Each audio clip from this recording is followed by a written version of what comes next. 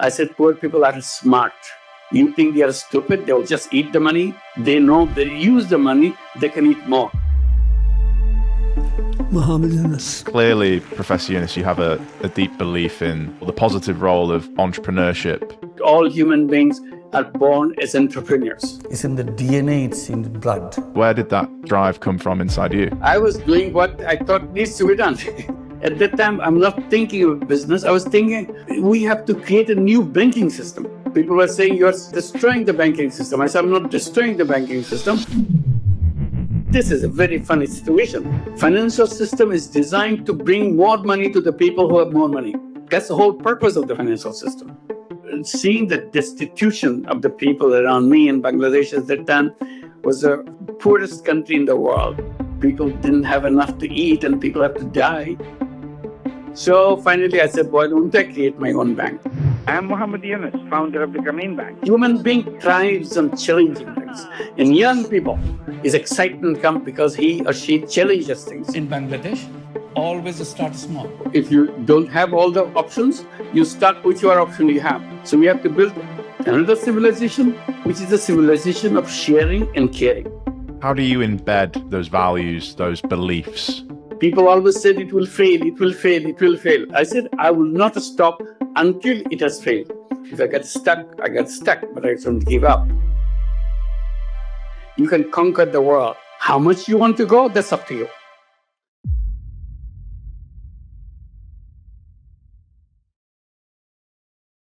Professor Yunus, if you could start by just sharing with us the journey that led to you founding Grammine Bank and your vision at the time, which was nearly 50 years ago, I believe. I think it goes back to Bangladesh Liberation War, where we are fighting to free the country from Pakistan. We are part of Pakistan. We are known as East Pakistan. The other part was West Pakistan. Our relationship didn't go well. And it ended up with a military attack on us, on East Pakistani citizens. So at that moment, Bangladesh declared itself an independent country, called itself Bangladesh. I was in Murfreesboro at that time, in Nashville, near Nashville, 40 miles. I was teaching at MTSU, Middle Tennessee State University. When I got the news about the announcement that Bangladesh became an independent country, we were following the development, but didn't know that it will really become independent so quickly. So as soon as the announcement I heard, I declared myself as a citizen of Bangladesh and mobilized 5 other Bangladeshis or East Pakistanis, get together and formed the Bangladesh Citizens Committee. So we all owed our allegiance to new country. And then we campaigned for the whole thing. And then Bangladesh became independent in the 16th of December, 71. Then I resigned from MTSU. I said, I'm going home because there's a devastated country. Lots of people were killed during the liberation war. And I want to go and help, see if we can be useful in some way. So I came back. It was a devastated country, literally. Its economy is completely gone. Road connections gone. Bridges are all already blown up. So I started teaching in one of the universities, Chittagong University, and trying to mobilize the young people who were already in the battle, in the war, in different zones, as the freedom fighters. So they came back to school, had no idea where to begin. So it's a shattered academic environment. So I tried to mobilize students to set the road towards education and so on. So I got interested in the people around the university campus because this is a very fascinating campus. It's a newly built campus, but surrounded by traditional villages. There's a campus right in the middle of the villages. Usually universities are built in the city centers. This is absolutely an exception. So I started looking at their life, what their life like, because you cannot escape them because they are all around you. They walk around in the campus and it was so different than the students and the people going for the farming with their implements with them, or going to the forest to cut the trees to make a living out of them. Seeing the destitution of the people around me in Bangladesh at that time was the poorest country in the world. It was known as a basket case. It will never make it as a country. So I was trying to see if there's something can be changed. And we had a famine in 1974, which was the worst point that we could get. And I was thinking, people didn't have enough to eat and people have to die. At least at the village next to the university campus, we can make it a self-reliant village so that they will have enough food for themselves. So that's the focus I started doing, and created some new form of cultivation to collaborate and do that. We call it three-share farming program. So that was my first contact with the people of the village in a more formal way. It worked beautifully, but that brought me to the poorest people in the village, particularly poorest women.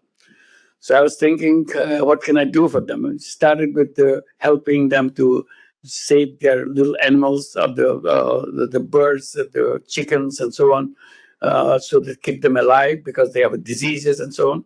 One experience led me to a conversation where she said she does this beautiful stool she makes, which I saw right there.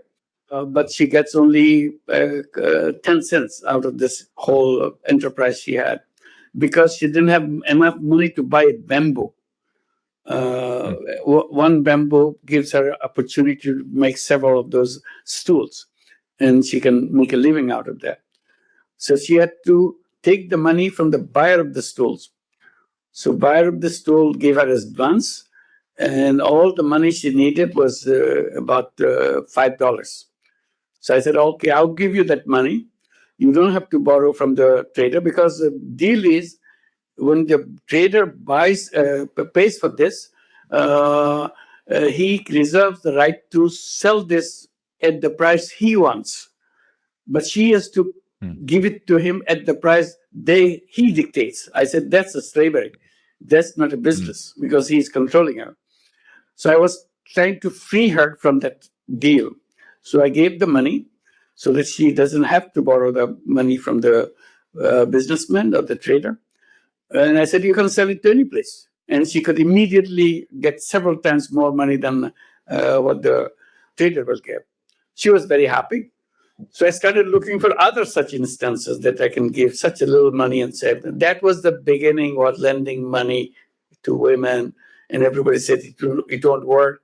I said, I'll try. If it doesn't work, if I get stuck, I get stuck, but I don't give up. So I continued, and that led to one step to the other. And I bring my students to help me as it's growing.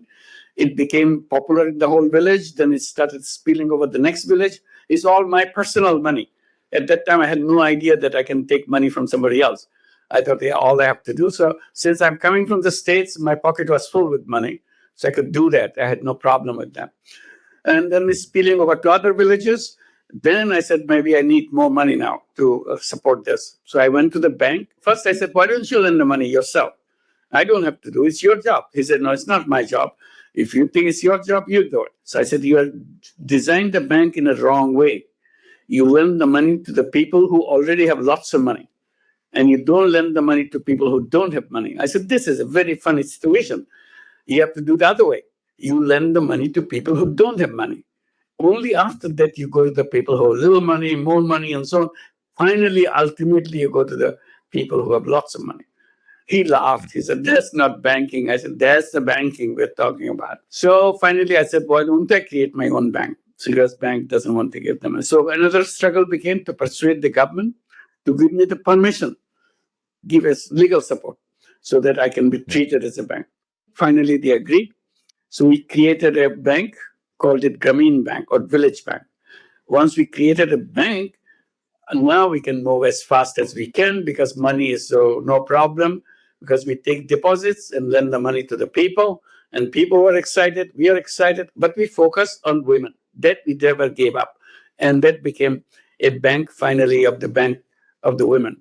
So I became known as a banker to the poor women. Thank you for the answer. And you highlighted there some of the earlier struggles that you faced, particularly being given the permission to operate as a bank. As you saw your model start to grow, what were some of the measures that you were using to measure the success and impact of Grammine Bank, and how were you measuring the success of its initiatives on the local and ultimately national scale? I didn't think about the success in that term, what the academics will do, researchers will do. My assessment was people were taking money, the women were taking money, and doing something that made her excited about it. And then she's paying back. And paying back is not a one-shot thing. It's a year-long process. Every week, you pay a tiny little bit. So every week, I see they are coming back and paying that little bit.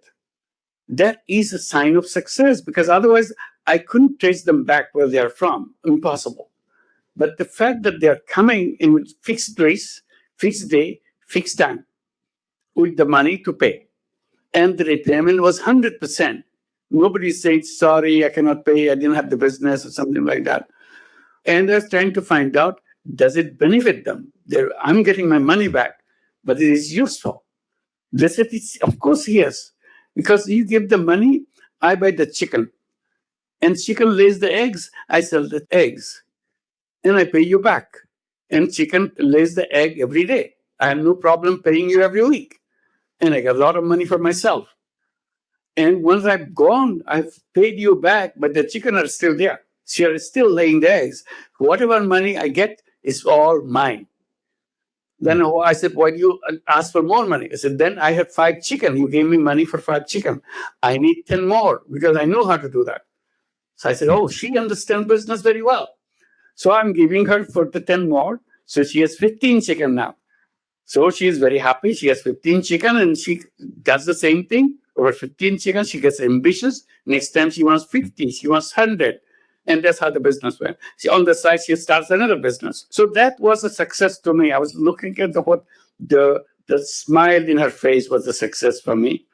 And the fact that when she comes to what we call center meeting, meaning all the women in that village will get together every week, somebody is standing behind all of them at a distance. And become curious, who is this guy, or these 3-4 guys come together. Found out that they are the husbands. Now the role is changed.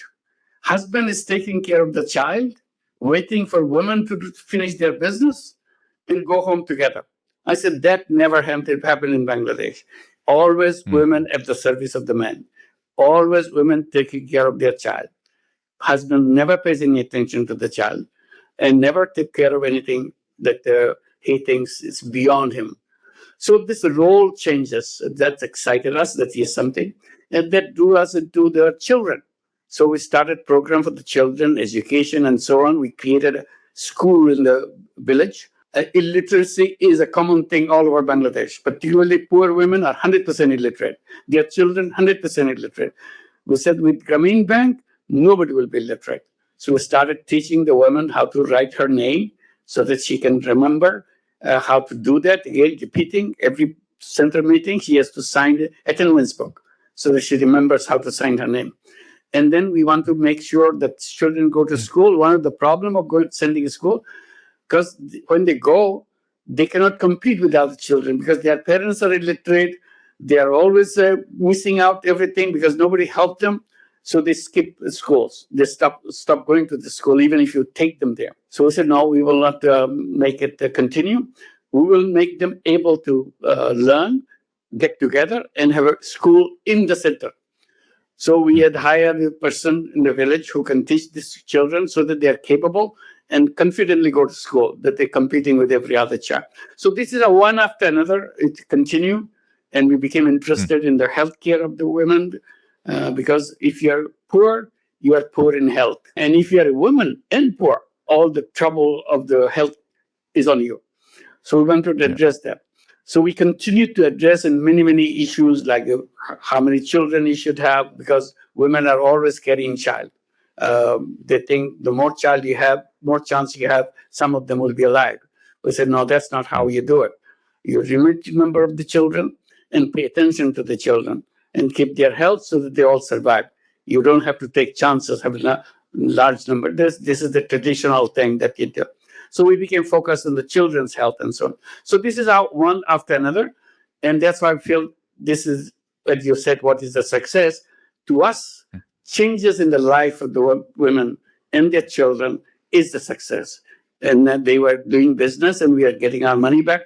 And we are very enthusiastic with it. Is it excitement after excitement? Clearly, Professor Yunus, you have a deep belief in the positive role of entrepreneurship, but also education. I think that's very clear in your answers, the role that education also plays in driving social change. Where did that drive come from inside you? I don't know that this is called entrepreneurship. I was doing what I thought needs to be done. So, and trying to figure out how to do it. Now you call it entrepreneurship, but at that time, those words were not familiar words for me. And I was excited by doing that. The excitement comes by looking at these women and the big smile on their face and the gratitude of the family that we are doing something would never happen in their life. So all the other villagers are saying, oh my God, these women are getting money and they're changing their life, and good things were being said about it. At the same time, opposition coming into the village. And I see a mixture of something appreciated, something opposed, because men's first opposition was, it's not the women who should get the money, it's a man who should get the money. Women should stay home. So this is something immediately came to us. So we are seeing this as a kind of battlefront that we have to tackle these things. We had no idea of entrepreneurship or anything. This is a village. This is how we wanted to see how people can move on their own efforts. It's not, I'm not bringing something, give away free, take it, build your house, send your children good clothes and so on. Well, that's not the path we took.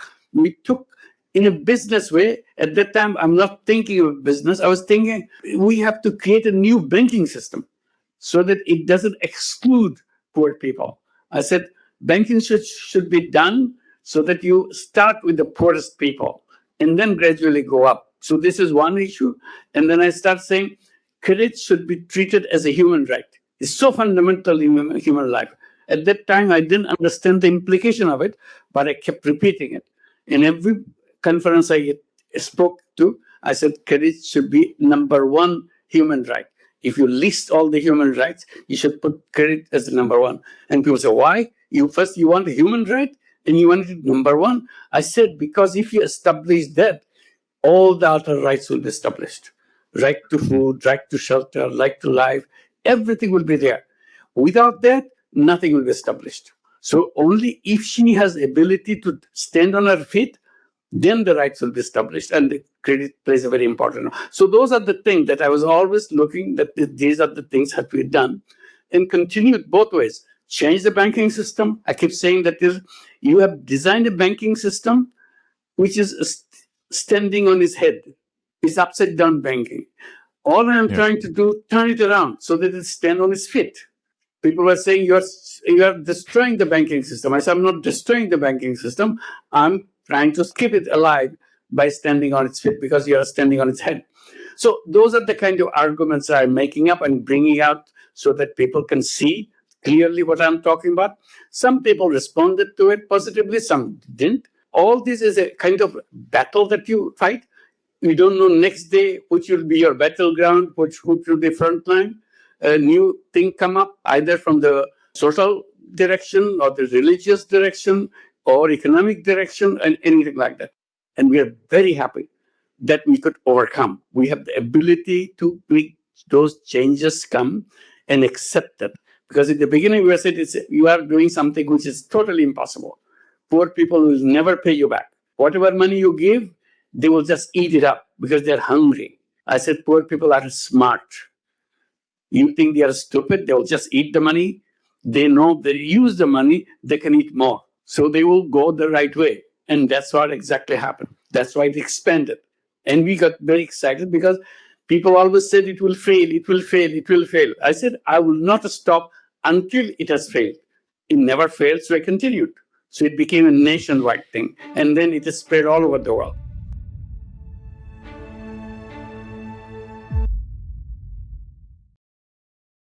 Where does your belief that poor people will pay, they will use the resources well, where does that belief come from? How is that encoded into you? Because you don't even question it. I was just trying. I said, no harm trying. Let's try it. And only thing I had this first example, the lady who took the $5 loan, and she paid back. So I said, if she can pay back, I'm sure there are other women who will pay back. And her case is so transparent. She immediately found the result because I replaced this trader, and all the benefit went to her rather than to the trader. So I said, if she's the one, there are many other women who will accept that. Other women never had any deal with the dealers, but they have something they can do. In the beginning, say, oh, we don't know anything. What do I do with your money? If I don't give you money back, you'll be angry with us. We don't want you to be angry with us. So we'd rather be not taking money from you. I said, no, think about something that you can do. So we had a competition. If they can come up with some idea. They were very shy. They will not speak out. One of them will speak out, and then you open the door. Everybody had not one idea, several ideas. And one is better than the other idea. So they compete, which one is the better idea? Aha, now I said we are in the business.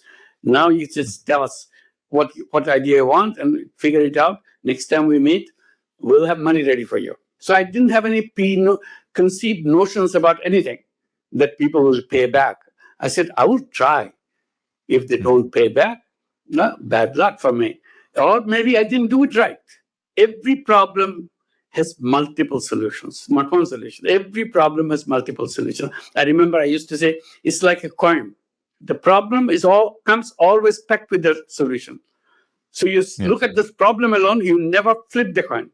You have to flip the coin. Then you have the solution.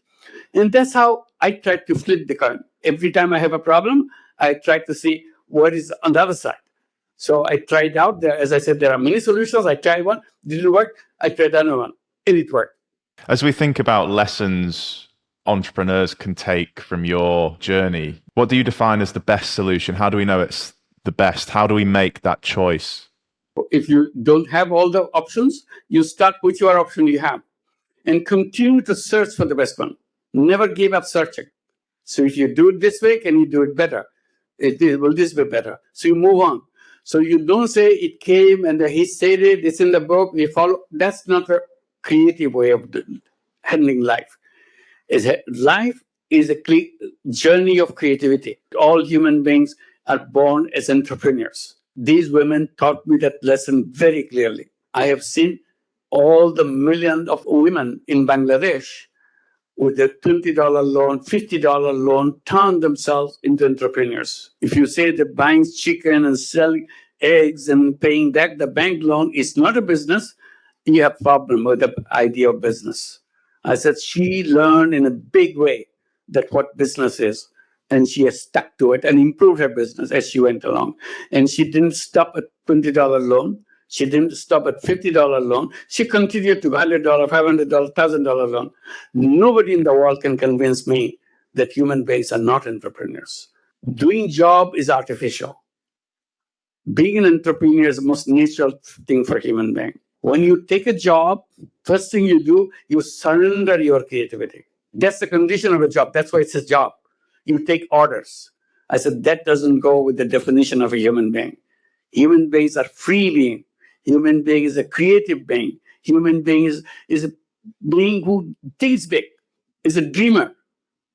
The moment you take a job, you surrender all these qualities. So you are distorting the human being. I said our education system is wrong because it's dedicated to turning young people into job seekers.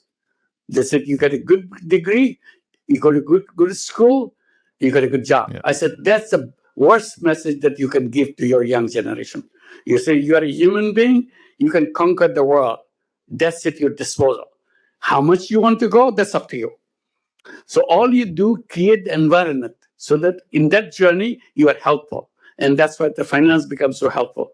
Finance is the oxygen for entrepreneurship. If you provide that finance, anybody will become an entrepreneur. So we need to change the education system. That's what I kept coming back again and again. You are distorting the life of a young person by giving the idea that his life depends on finding a job. Obviously, many billions of people around the world have been educated in a certain way, so they may be risk averse to perhaps being entrepreneurial. What advice would you give, Professor Yunus, to a human who has identified a problem that they think they can solve, what advice would you give them about starting a business or using their entrepreneurial spirit to then address that problem? Human life is about deviation. You challenge things. If you're not challenging, you're not a human being. You could be any other animal, but not a human being. Human being thrives on challenging things. And young people, his excitement comes because he or she challenges things. I know education is important, but not this kind of education, which is only to get a certificate at the end of your journey. Value is in the certificate. Why? Because then I present that certificate, say, now I deserve a job. So those are the issues came as we went along. It started with just simple giving $5 loan, but raised a lot of fundamental issues for me. And even challenged the whole business itself. Because not only we created Grammine Bank, we said this is a bank where we are not interested in making money. In the entire Grammine Bank, I didn't make any money. I was just taking salary as someone who's run the bank. I didn't want to take one single share out of the Grammine Bank because I wanted to make it what we call social business. Business to solve people's problem rather than make money for yourself. People can't understand, why should you create a business not to make money? Profit is the thing, that excitement is there. So I started saying this very oftenly. I quote myself. I said, this is my statement.